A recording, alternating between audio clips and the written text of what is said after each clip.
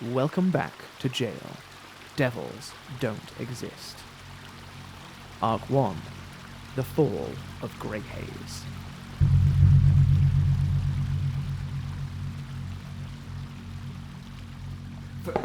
You have things in your pockets? Do you have pockets? Oh no. Oh no. That doesn't sound good. I cast guidance. Oh, you can't. I'm so fuck. sorry. I tried to. I think I'm gonna go last. You might go last. I've rolled very high. Yeah, well, Was this already it for Glaive? maybe. I hope you have a second character rolled up. Oh no. Okay. This is my other Tamori, Halberd. She's also a supermodel. Yeah, For some Supermodel's reason. World. Wonderful. So what did you get on your initiative roll? So, Glaive has a +3 to initiative, Okay. and that means that she got the grand total of a 4. Oh no. And now one is your first roll of the campaign. We're starting hot. You get in and out. You get in and out I now. get in and That out of my is system. Before it's an harrowing. attack I'm roll. getting it out of my system. The best Okay. samurai always strikes second. Exactly. So I've always said that. Okay, and then Glaive going last. That is such a shame. Okay, so up first in the turn order, miraculously, despite being literally an undead, glorified chicken, this hippogriff, beating its wings, is going to use its full movement and a dash action to swoop up and is now side by side with your Adronac. Just locked in the they are literally right next door to you. Still cinders of necrotic magic are gleaming through the air to your right from that first crossbow bolt as you see these two black-clad skull imagery figures are preparing another attack. That is the hippogriff's turn. Up next is the Adronac, which you see immediately folds its wings in and is gonna, rather than, they're probably in this way that they're moving, they're both keeping level. So is naturally beating their wings long enough to remain in the air, but actually doesn't use their movement as such to go, to break combat distance away from this creature. However, it is going to fold its wings in as it takes the dodge action, thus allowing you to benefit from the dodge action as well as it folds inwards and begins dive bombing in and around the hippogriff, just swooping around this creature in a bid to try and be as deceptive as possible. That is the Adronac's turn. Up next are these figures. You see the figure riding on the back, cranks back this crossbow bolt again. Necrotic energy leaps into the bolt. They level it with you again, and you hear a muffled cry from behind this metal mask. It goes, "For Lucaria!" And they fire a bolt that goes racing towards you. There's going to be a light crossbow attack coming your way. And I'm dodging. That's a nat 1. So what I will say to punish this this figure in this moment is that as they pull the trigger, the necrotic magic in this crossbow bolt materializes and begins trying to animate the wood that is technically dead in the crossbow bolt that is there. And the issue here is the magic is trying to animate something that is dead but cannot be made more animate than it is, and so the magic folds in on itself, ricochets out, and explodes. This figure reels back. You see smoke tinging their fingers as they pull away from you and just look around, and tangled bits of broken crossbow fall in the air behind them as they lose the ability to use that crossbow bolt again. The other figure who's holding the reins looks back and is going to use their action to grab the crossbow bolt that they've got, this crossbow they've got on their side, and pass it to their ally as they focus on keeping the reins on this undead creature. That is the full bandit's turn. A pretty cataclysmically poor turn of events. Glaive, you are up next. You are swooping and dive bombing around this undead hippogriff, and you've just seen this necrotic explosion fall behind this chase. What would you like to do? I have a really interesting question. Of course. And I feel like this is just going to be setting my precedent for how I just act in combat in this game. we're flying, right? You are flying. And the creature next to me is flying. Yes. So it's moving. It is moving. How would that work with a lovely little cantrip that I know and we all know and love, known as Booming Blade? Please outline Booming Blade for me. So Booming Blade is what the spell that Glaive was created with is. Mm-hmm. And basically it will allow me to make a regular hit with my sword. Make a regular hit.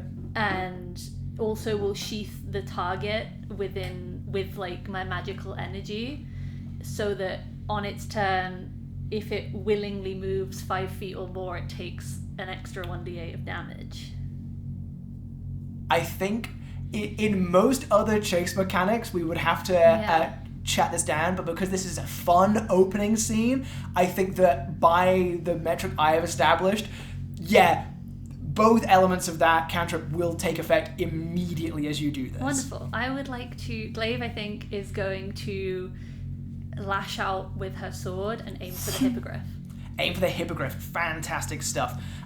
Is it a spell attack or a weapon attack roll? It is a... Well, I make a melee attack with it against one creature within 5 feet of me, so it works as it's like a magical... It's a cantrip, so it's a magical attack, but part of it is a melee attack. Physical weapon attack. Go for it. It's going to be a 21 to hit. 21 absolutely fucking hits. Perfect. Yes, please go for it. So that is going to be +4, 9 regular sword damage. 9 regular sword damage. Okay. This is where maths is a thing. Okay. And then, so that's all for now. Until the hippogriff moves, so if you want me to roll that I think now, we'll roll that now. Yeah, We're in what I would call light combat here in this That's moment, so we pretty can good. have a bit of That's fun with fine. it. I'll roll that now. That's only going to be 2 thunder damage. Wonderful. What does it look like as you swing your blade through the air and in the movement of this sword striking the hippogriff immediately force the triggering of the weave to take effect at this moment? So I think in all of Glaive there is this sort of like magical arcane glow that sort of comes out of her all the time, and it's normally pretty consistently spread across her whole body. But I think as she makes this attack, the like left side of her body starts to dim as the glow sort of flows through her like right side, down her arm, into the blade, and manifests a lot more brightly in her sword as it swings and like takes a solid hit at this hippogriff. You chop down, your blade finds strong purchase. I think you're probably aiming for the most vital parts of this creature. The same joints that are controlling the arms, like these four legs, the foreclaws, are also contributing to the movement of the wings up above. So you swing down, aiming for this like absolute like linchpin vital point for hippogriff movement, arc the blade through the air, and as it chops in, you see a chunk of dead flesh, bone and gristle falls away, and then this wave of thunder magic, this brightness that is building in you, just blasts out the end of the blade. There's a little small ricochet, and I think somewhere down in those fields below, some sheep startle as this foreclaw of this creature drops off and spins through the air and falls into the trees somewhere below. Now a 3-limbed hippogriff, still with its wings intact, but that foreclaw is arcing to the distance and is gone. It's like, keeps beating its wings and following and keeping pace with you. And I think that'll be my turn. Wonderful, that's the end of your turn. It is the hippogriff's go right now. It's going to use its movement to basically try and keep up with the Adronac as it's moving through the air, and it would have a multi-attack, but you have just removed one of its arms, and so it will only be making it will only be able to do 1 rend attack. Let's see. That was cocked. I'm rolling a lot of cocked dice today. That is a 6 plus 5 for 11. This thing scratches out and is aiming with these horrible, blunted, pus-covered claws to strike at the Adronac's wings, makes landfall, and you just hit as these claws bounce off the wings and do not do a single bit of damage. I think the Adrenac just looks for, just like gives it a little bit of a side eye from the side of this metallic lion's face, this brilliant pink purple glowing eye just like flicks over, and you can hear this like grinding of steel as his eyebrows kind of furrow in a rather insulting side glance to the creature at its side. That is the Hippogriff's turn. The Adrenac simile is then going to fold in its wings and continues using its movement to keep pace with the Hippogriff to keep heading towards Talangol, but is going to use his action to continue making evasive maneuvers, dodging and dipping, staying within 5 feet of the Hippogriff and the figures on its back, but basically giving you the benefits of the dodge, which I don't think I outlined earlier. Yeah, it didn't really matter because he rolled a nat 1. Yeah, any attack made against you has disadvantage if you can see the attacker, and you make dexterity saving throws with advantage. Yeah. So, so this thing is still dodging and weaving in the air, giving you all the time in the world. It is now these two black-clad figures. It is their goes to attack. Now with I think the first one is going to continue like giving its action to try and wrestle the reins and keep this Hippogriff in the air as it's now with unbalanced weight, having lost a limb, is now beginning to veer off to the left and has to beat its wings more on the left side to keep itself on a steady trajectory. That bandit is preoccupied doing this. The other one in the back cranks back this crossbow bolt, levels it, and just fires another necrotic bolt in your direction. We'll be making this attack with disadvantage. I don't think it really mattered the first time. But... It didn't. I mean, when you get a nat 1, you get a nat 1. Exactly. Wow, that was a 19, but with disadvantage becomes a 7 plus 3 for a 10 to hit. Not gonna do it. How do you deflect this blow as this necrotic enchanted bolt of undead wood lances towards you? I think that Glaive sees it coming, and just as it's about to make contact with probably her head, I think she's able to like just duck down, presses her body firm flat with the Adrenac, and just sort of like waits there for it to sail over her head. Races over, vanishes somewhere into the tree line, and detonates over there. Wonderful. I think you just see this black clad figure, shit, and begins reloading another crossbow bolt into their weapon. That's their turn. Hippogriff is similarly keeping moving alongside. She goes at the Adrenac with another claw attack. I thought it already did that. Sorry? I thought it did that already this turn. No, we're back at the top of the turn. I want to Did I not get a turn? Did I not give you a turn? No. I thought, you know what, you did such a good job dodging. I just dodged an attack. My apologies. Go and give me an attack, boss.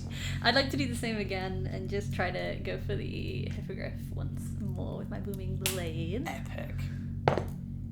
That's only going to be a 14 to hit. 14 still hits. Oh, this nice. thing is not armored. It is just a bag of bones and feathers. We are level 1, so I guess that's fair.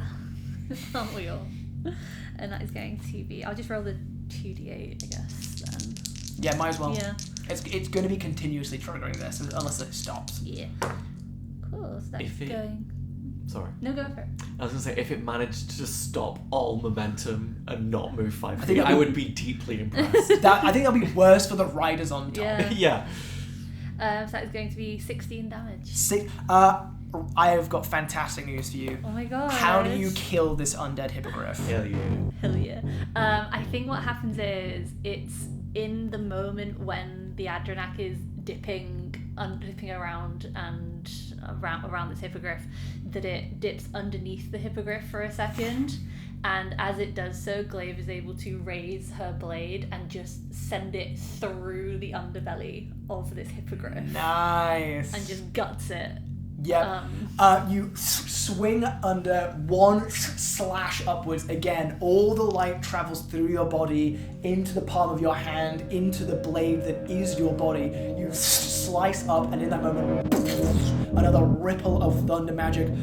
It opens a scar in the underside of this thing's barely held together rib cage, before then this magic ripples out, blows out the ribs in every direction, and probably shatters this thing's spine as you then duck on the other side, narrowly dodging a shower of gristle and viscera. I think I get hit with a bit of it. You want a little bit of gore? I think Glaive, a little bit of gore. Glaive's beautiful, sparkling, magical blue skin is just splattered with this disgusting necrotic blood. Beautiful. Only player I know who would turn around and be like, oh, me, I want to look grosser, please. Yeah. You are spattered with undead, rotten viscera, the foul-smelling carcass of a hippogriff, as the wave of thunder magic in your blade blows a hole in the center of this thing's body. Two separate halves of a hippogriff begin free-falling in the air as you watch the necrotic light fade from its eyes as this thing's carcass disanimates,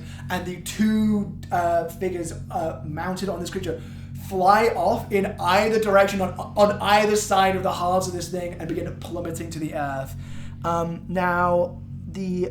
Let's see. Me to you.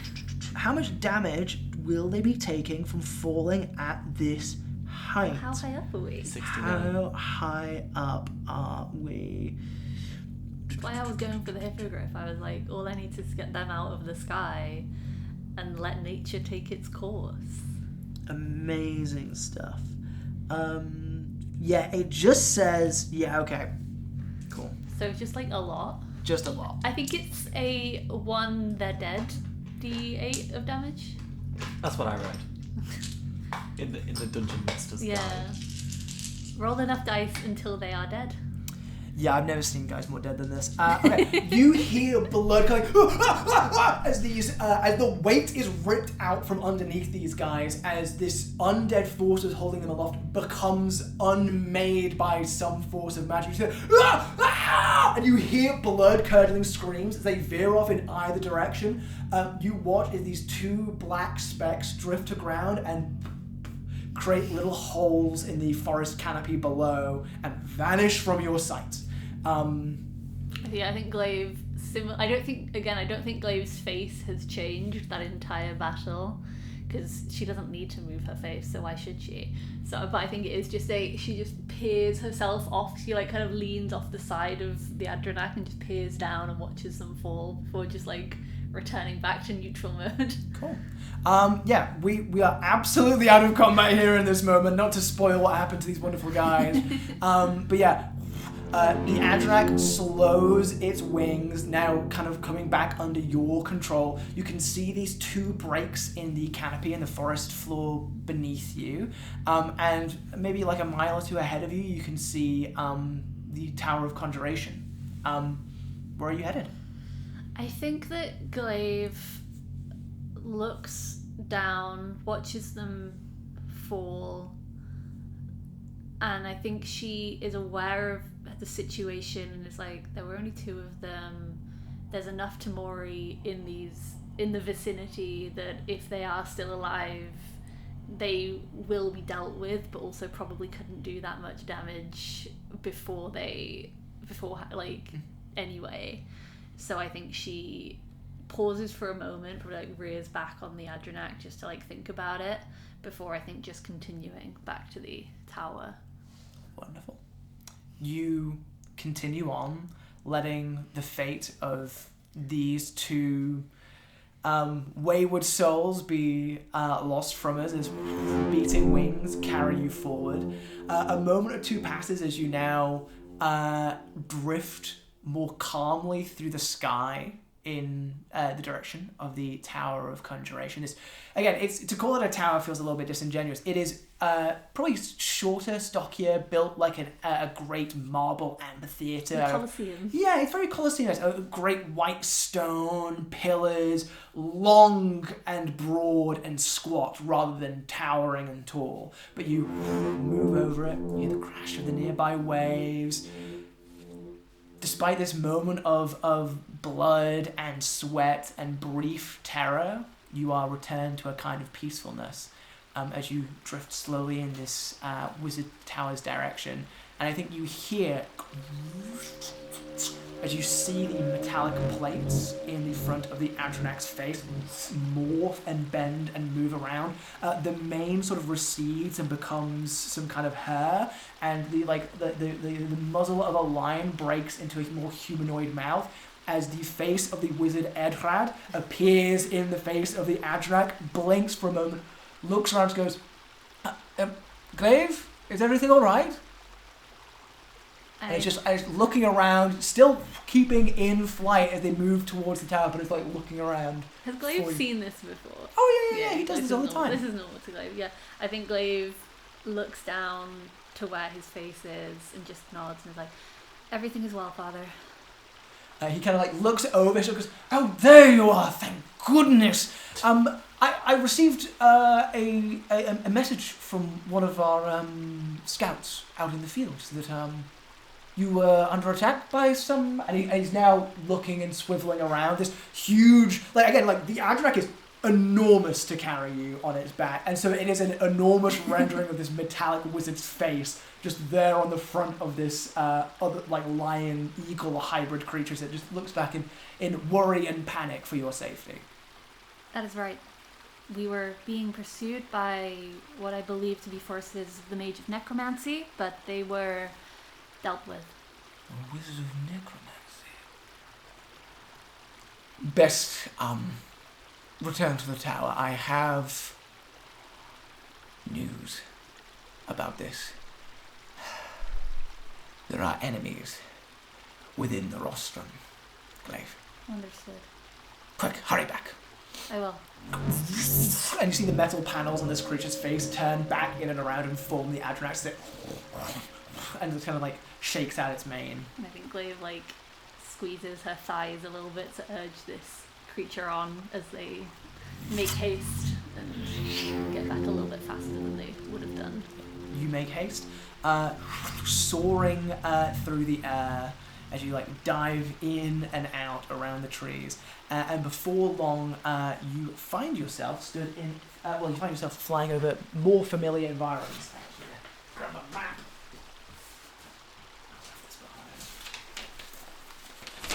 Paper map? An actual paper map. Like the days of old. You live in the dark ages. Yeah. There's probably a bit where you crest over a bit more of coastline, because there's kind of like a gulf or a bay or a bight that kind of like eats in. Yeah, like the wizard, like Talangol is a very coastal, mountainous region, and it's sort of beautiful for it, but it's hard to navigate on foot. And so you are moving as the crow flies, and are moving over these great inland bights and bays of the Fosen Sea that just drifts in and out into this region. Talangol is a land of peninsulas and these great bays, and so you go soaring over the top of them, past the birds, and find yourself in the actual environs of the Tower of Conjuration, this humongous, sprawling network of white marble and granite buildings, and around the periphery of this, of this great assembly, you see a great circular wall kind of penning everything in. The wall itself isn't particularly high, like you are more than able to just soar over it. A great black stone wall that at its top the parapets are, again, this like white kind of like marble granite color. And as you kind of like go to move past an enormous glowing spectral figure, reaches arms over the side of the wall, pulls itself up. You see 4 arms clutched to the tower walls, all glowing with scintillating shades of green and black mist that coil around, pull up a pair of shoulders and an immense head that is just long dreads of magic obscuring eyes or a nose, but exposing a great chin and an open mouth that is filled with teeth that do not move, as this figure just watches you come in as you like circle through the air, as you see an immensely massive, powerful Tamori guarding the walls as you fly in, and it just watches you smiling as you move in, this open, unmoving smile, and you just hear a pang of magic move its way through your head, a clenching of like your temples and a ring of tinnitus in your ears, as some kind of telepathic bond is linked between you and this creature as you swing through, as it just goes, "Welcome home, sister dear. Thank you. Father awaits you in his private chambers." I will be there shortly. I have much to report. Good. and then just turns his attention back to the lands beyond the walls, out towards the rest of Talangol as you move in and past this thing. So unbothered. So What the fuck? You don't see the lower half of this thing. It is just torso, shoulders, arms, and this great coils of hair. I think when this thing's existed your whole life, that's just normal. Yeah. That's normal, baby. It's completely normal. The Adrak beats his wings, you fly over these temple grounds, and the walkways and passages and open bits of land and courtyards that are open to the air and the sky between the myriad different marble rooms that make up the wizard's this wizard's sanctum of conjuration. Every figure here glitters to some degree. There are very few mages or archmages moving around. There are a couple of humanoid figures, but the vast majority are either Tamori or some kind of construct in some other way, some kind of machine, robot moving through. I think probably the only creatures inhabiting this place are Warforged and Tamori, but Tamori outnumber even the Warforged. Just glittering, scintillating shades of magic, familiars bouncing around, see little like little rabbits with wings moving about and then fade and blink out of existence. You see a pack of blink dogs moving behind a Tamori that has a blink dog head. That they go out through the front gates and make out into they don't make out. They make out towards They're kissing. They make out towards the wilds of Talangol. With tongue. Not with the dogs. Dogs They have don't tongue. know how. They make out towards the outskirts of Talangol, leaving the place behind. But you watch as the Adrak slows its wings and slowly lands down on like a marble stone landing pad. Not one that would be like on the ground floor of this magical facility, but raised slightly higher up in probably the tallest structure, which itself is only like, by wizard standards, a very modest 10-story tower that is, squat and square. It's like, it's like a skyscraper in the middle of this place with like these great stone marble statues and engravings all over the front of it and humongous pillars and archways. You see, and if you watch, like there are gargoyles here and there amongst that watch you as you land down, as you fall to the ground and kind of like mount here. But out the side of this little of this tower, there is a normal entrance on the ground floor, and then there's like this raised dais that is much higher up, projecting from the side of the tower where your Adrak lands. It's my helipad. Yeah, you got like a helipad. You're basically at the top of the tower already at this moment. There's maybe a few stories above you. But the moment that your mount makes landfall, the doors kind of like sealing in the rest of the chamber, these huge black iron doors slide open. Again, two enormous they rather than being Tamoris, these I think would be like some kind of golem. So you see two humongous stone masculine figures, nude but sexless, push open the doors.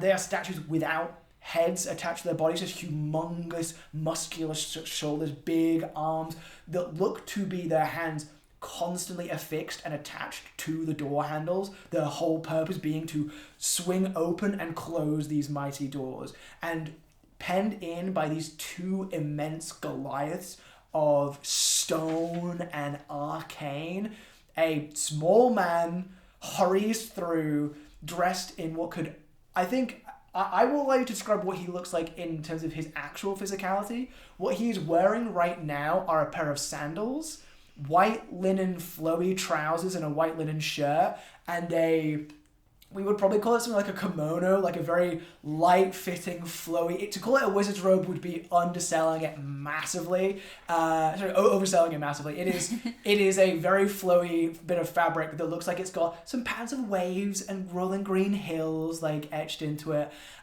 As the wizard Edrad of Conjuration walks up to you. How do you greet your father, your wizard, your master? As he hurries towards you, and he's doing the kind of run that someone can only do with sandals, where he's walking entirely on like the toes. Yeah, walking entirely on the toes and the balls of his feet, and yet trying to maintain a level of speed and urgency. I think Glaive quickly dismounts from the Adrak and doesn't step too close, but steps around the front before immediately taking to one knee, her sword like planted in the ground beside her as she just puts her head down in sort of like this elaborate bow of respect. And who is she bowing to? What does the wizard Edrad look like? I think that he's quite a tall man. I think he is probably like an inch taller than Glaive would be. He has this sort of quite tanned, somewhat freckly skin. He's of that weird age where he could be anywhere between 25 and 40. You can't quite tell. And yeah, I think he's got this like dark curly hair with maybe like a very stylish grey streak running through it that's very like very very purposeful, I think, in where not having too much of it. And yeah, I think he's got these like dark green piercing eyes, beautiful immaculate teeth, bright white smile, a little bit of stubble, but again, it's in that way where it's been groomed to look careless, if that makes sense. It does. It's been very perfectly shaved to look like it's a very casual, natural stubble. And yeah, he's a pretty handsome man, but it's definitely somebody who cares about his appearance, but wants to look like he doesn't care about it. Absolutely. He comes racing up towards you in that stupid sandal run that he is trying to make work for him in this moment. And the moment that you drop to your knees, plant your sword in the ground in this moment of intense deference to someone who is your creator, he goes, oh, you don't have to do that. You don't have to do that. Come on. And literally will come behind you and with one hand in your armpit, like force you to rise out of this sort of something. Up, come on. Let me get a good look at you, all right? And I think Glaive immediately stands. There's like a brief flicker of like slight furrow of brow of like slight confusion in this moment of like being put into this very high state. Like it seems like Glaive thought it should be coming back and immediately would be like, oh, let's talk about what just happened. But now he seems to have he's kind of like thrown her a bit of a curveball in a way that she didn't expect. So she stands up and then I think realizes that she's covered in necrotic blood and slime from the hippogriff and is a bit like, okay, but doesn't let that kind of display on her face as she stands very straight like a soldier ready to to report, basically. He immediately, and it's a soft grab, but he immediately grabs you by the chin in a way that is immediately familiar to you, handling you as if you are an object or clay, no sense of boundaries here at all. Like kind of grabs you by your face and starts moving your face around, inspecting like behind like your ears, around your face, like down, like literally will lift your arms up and goes, Were you hurt? I don't see it. Oh, what's this on your face? Are you bleeding? No. Can you bleed? They were mounted on a hippogriff powered by necromancy. In the moment of slaying it, I got covered. I am unharmed. But you're fine. I was not harmed. Okay. Crisis averted. Everything's fine. And he literally turns to a environment that is only constructs that he has made and goes, everything's fine, everyone. We can go back to relaxing. And you see the gargoyles turn their attention elsewhere, and these immutable, faceless stone watchers holding the doors do not noticeably react. I think the Adrak comes. Heads. Yeah, don't have heads to react with.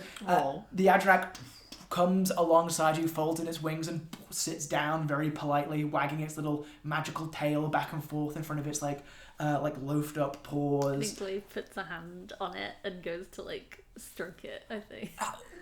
What happened? You said the wizard of necromancy of you didn't go to Hithband, did you? You here in Talangol? Yes, we were. What were they doing in Talangol? I do not know.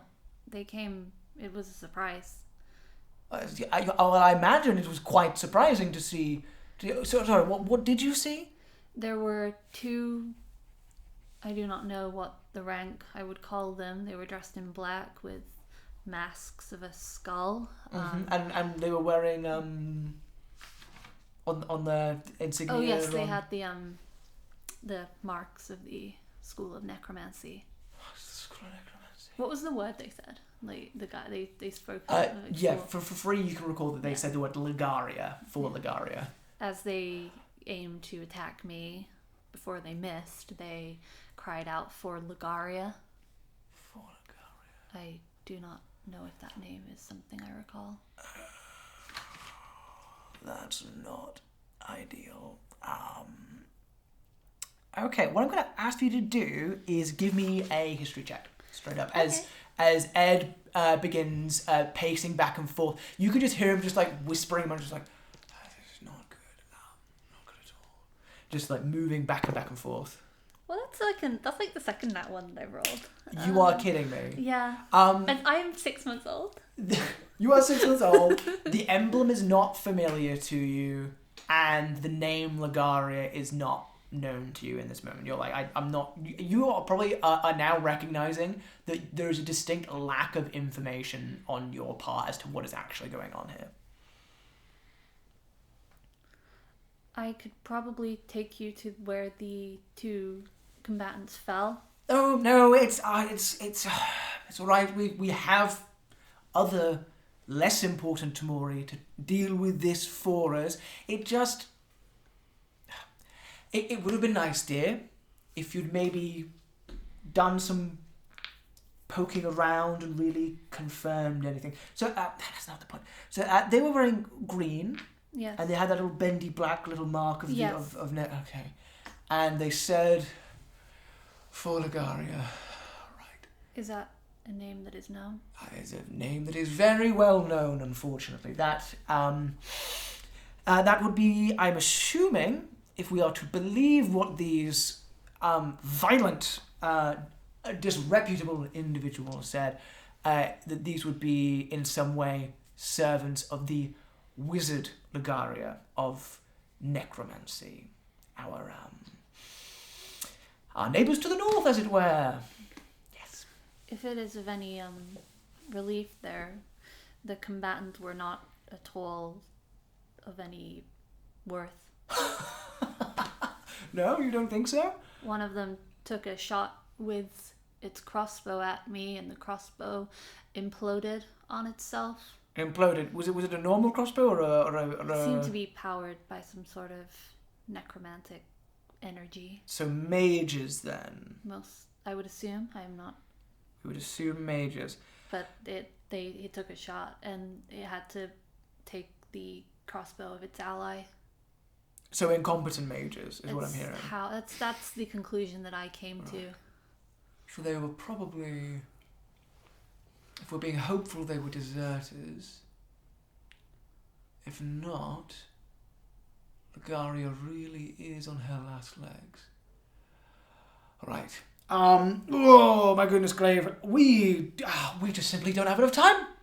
There isn't enough time in the day, and there's so much I have to prepare you for. Big things, humongous things happening in the world of jail in our little home of Balgard at the moment. Lots happening. You need to come with me, and I've got some people to introduce you to. Yes. Oh. Come along.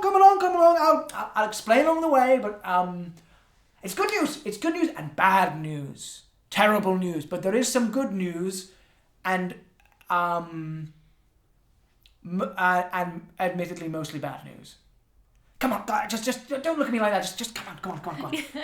I think this is a very normal situation. But Glaive is very used to, I think, just sitting and just being around Ed as he chats absolute shit at her for hours, and she will listen very intently to every single word he says, but will not doesn't need to contribute to the conversation, I don't think. No, so he has a conversation entirely to she's himself. She's very much stood there listening to him, be like, yes, okay, of course. and we'll just follow. I think very, very trustingly, we'll just follow this man wherever he leads her. Wonderful. Whilst you're even having this thought process of, oh, he's going on one of his rants again, he's already turned off, swiveling on the heel of his foot, and is racing back towards the entrance that he came in through, leaving you and the Adrenac there, and assuming that you will follow in the same way that someone who has very well trained dogs or a Roomba assumes that it will do what he says inherently. Yeah, I think Glaive takes a moment, puts a hand on the Adrenac, puts her head close to its muzzle for a moment. It gives you a little push back into your head. Before, I think, just turning around, sheathing her sword, and just following quickly behind him. We watch as you race to catch up with the swift movements of the Wizard of Conjuration. And I think, again, the camera follows your movements before intersecting with one of the walls of the Mage Tower, before bleeding through. As we bleed through that wall, we instead find ourselves back in the golden corridors and walkways of the Oculum Sanctorum. I need to get better at remembering that word. I've read it so many times in my notes. It's session 1. It's session one. We return to the golden halls of the Oculum Sanctorum. You and May... Nephilim and May are moving swiftly through this corridor. May is probably a footstep ahead of you, ploughing on, vision set dead ahead, scarcely blinking, as she leads you through winding walkways. You pass various aspirants of your faith. Most of them are similarly bedecked to yourself, just not quite as ostentatiously. So wearing robes of white and gold and black, images of eyes both open and closed dotting their clothing, hands locked in prayer with golden rosaries wrapped around their fingers to hold them in constant reverence of their god as they move around, seeing all through these halls. And as you are escorted through, I think May turns to you and goes, we can take the long route to the tower, or we can cut across the Gaius tree. It's your call. It'll be quicker, but... Do I know what that is? Yeah, give me a history or religion check with advantage. This is a very easy check for you. I'll be the judge of that. I mean, Couldn't be worse I'm than not bullying. proficient in religion. I mean, she did roll 2 nat Guidance. ones.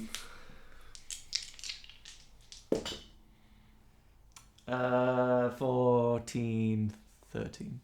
That is perfect, yes. You're rushing through these halls, following behind May, and in this moment she mentions the Gaius tree. You know that this is a space within... So the Tower of Lashes kind of conjoins and is very closely linked to the Oculum Sanctorum.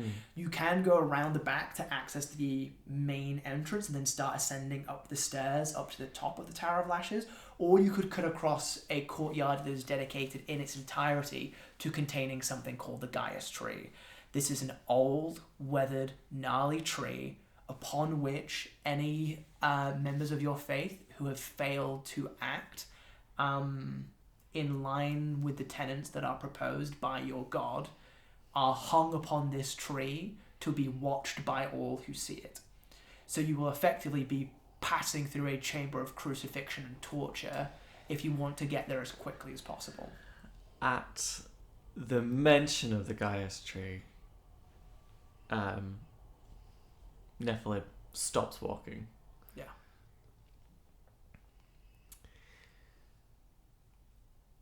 I haven't been through there since I was given the tour.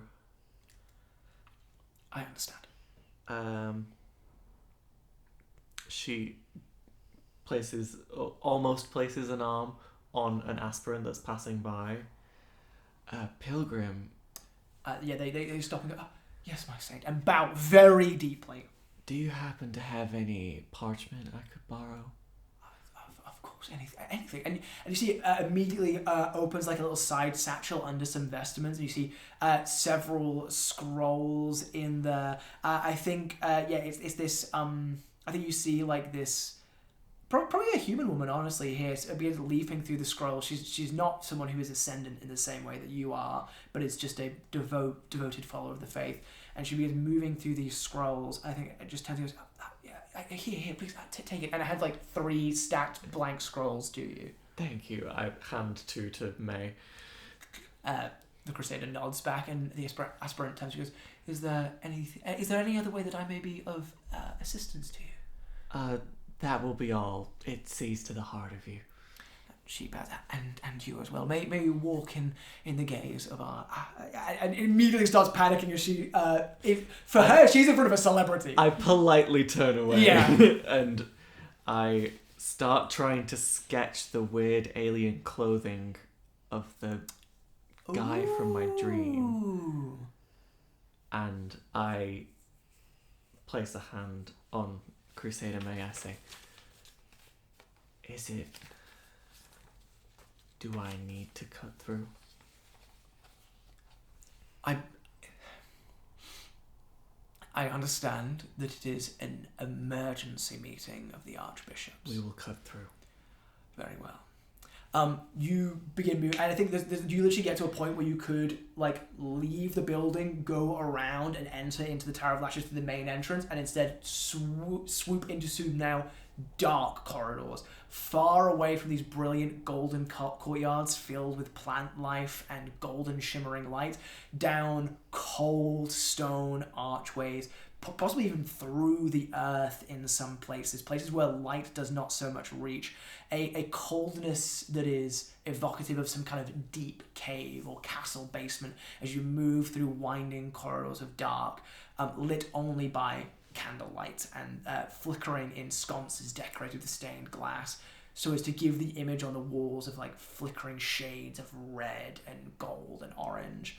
You move through this space and you're trying to resketch an image of this figure that you saw in this vision. Yes, I place a finger on my tusk and scratch my fingertip to draw just a little blood. Beautiful. And I will use thaumaturgy in an act of reverence, of knowledge and remembrance, to try and mix my blood in with whatever ink I was handed to try and draw this person, or at least their weird alien clothing. Amazing. So there are 2 options that you can go for here, 2 skills that I'll allow you to use. One would be performance, to create artistically an impressionistic rendering of this alien figure's attire in such a way as to get across the emotions but not necessarily the accuracy of it. I guess a different kind of accuracy in that way. Mm-hmm. Or a history check to see how well you're able to recall something that you saw and are now sketching down. I'll do performance because it was a very emotional interaction. I'll guide myself. You're going to hear that a lot because I'm playing a cleric, so why wouldn't I? If you can't guide yourself, how the hell are you that isn't guide anyone? Can I get a in its gaze in here? In its gaze. In its gaze. 20... Oh, wait, no. 12 plus 9. 12 plus 9? Yeah. So 21. 21. We're doing every meme. 21, and as I cast thaumaturgy, is it candlelight that that's in candlelight this that you're corridor? moving through at this space? My soul evokes it to change to pink as we pass. Beautiful. And I wrap my tail, my lion-like tail, into the crook of May's arm so that she can lead me, so I can focus on drawing. This is well practiced. This is something that you 2 do a lot, where if you are distracted, tail, right through the crook of the arm, lead me on. And so May just right into step is I think you actually see an element of comfort come across May there, and it's we're doing something that is familiar and practiced. May, I think, without any insight check required, just because of how well you know and understand them, She is a border collie brain person. It is job, Mm-hmm. done. Okay, and now rest. And what you've done here is given her a job to distract her from the fact that you are going somewhere that is very scary. She locks in a little bit, holding onto your tail, making sure that you move in the right place in the right direction. Pink candles flaring around you as you sketch. And there's a flickering glow across this scroll page of parchment that does make it a little bit difficult, especially as the lights around you flare. But on a 21, I mean, in this moment, you render a beautiful piece of art. Perhaps it is the fact that a saint's blood has physically been infused into this piece of artwork.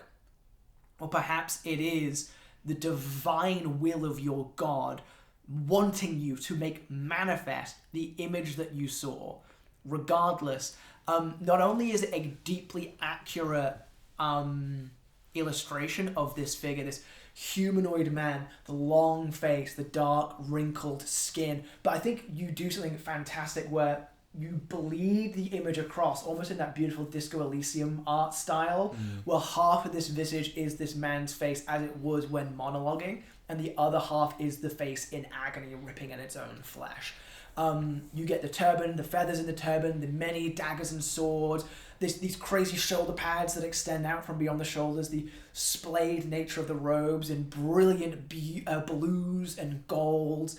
It is, in addition to being deeply accurate, a deeply moving piece of artwork that seems to illustrate some measure of... I think probably actually in doing this, I'm going to give this to you because it's such a good role that you did there. In making this artwork, you understand the figure there in that moment a little bit more. You are very familiar with pain as a member of your faith.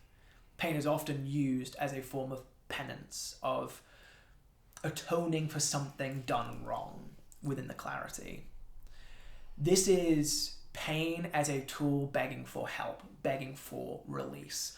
As you ink this down and you understand the emotion that this figure is going through, it seems that they were in two minds. A mind enslaved and forced to adhere to an announcement, a monologue continued over and over again, a repetition of false words spoken by a mouth that does not believe it, and the true part of the person who screams and cries in agony to be released from that eternal torment. You finish that, and that's the artwork before you, in an ink that is, yes, black, but is marked through in lines of hues of red from your own blood. I think when she looks at it, I just feel, you know that feeling when someone gets hurt in front of you and it racks down your legs? She just remembers all the clawing of the eyes and she cringes. Before, I assume, she looks up to the end of the corridor.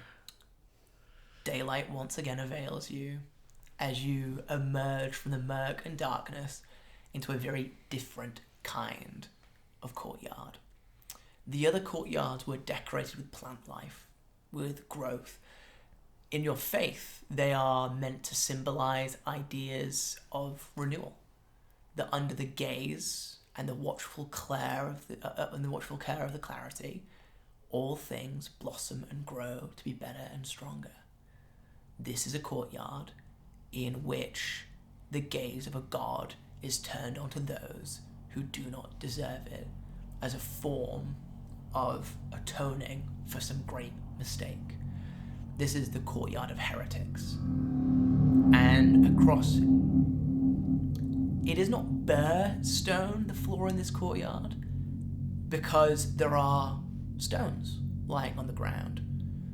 Stones that have been cast from high above, and thus are spattered on corners and edges with a kind of blood, again, that might be seen on your page, only these bloodied stones have laid here so long on the floor that the iron in them has oxidized and turned rust-colored and rotten. Flies move about between these little rocks and pebbles as they lay, and in the centre of this courtyard there is indeed a tree. It is old and gnarled and grey. No leaves sprout from its branches, and those branches move up and curl around and move constantly ever outwards. This is not a tree that grows tall, although it is tall. It's a tree that grows wide to hold many things. And on the center trunk, the mass where all these branches meet, several dangling chains have been wrought around the waist and then the biceps of a figure who currently dangles from it. Just one? Just one figure at present. A large figure, though. You see long black talon-like claws coming from limp hands. You see hands, arms up to shoulders that are covered in a brown, thick, wiry hair, but there are patches like over the face where it is absent of this fur. And you see a pronounced sort of bulldog-esque jaw with tusks sticking forward. This figure is not dressed in any meaningful way. All of them is to be seen and understood by those looking down from above them. And so they are tied here to the tree nude, and you can see over the joints where their shoulder meets with their bicep deep cuts from where the chains have been slowly wearing away at the flesh, and similarly over where several very tight chains are wrapped in a cross over the lower half of this figure's torso, and they dangle there limply. That is who you see hanging from a tree, this enormous bugbear. Genuinely, this figure is probably so big, actually, that even despite being suspended from the tree, their legs could stand on the ground, heels to the floor, but it is a kind of weakness that means that they have bent in, so that their knees aren't, their feet aren't flush with the floor, but are instead bending backwards because they've removed the weight from them. So they're kind of resting on the knuckles of their toes in a completely weightless state. There is a walkway that goes around this figure here, around the courtyard, because there needs to be a canopied walkway, because you watch as another stone arcs from a black barred window and snags itself in the trees and then drops onto the bare stone earth below, just barely missing the bugbear who's tied up there. On the other side of this courtyard opposite from you is a door that you know leads into the Tower of Lashes.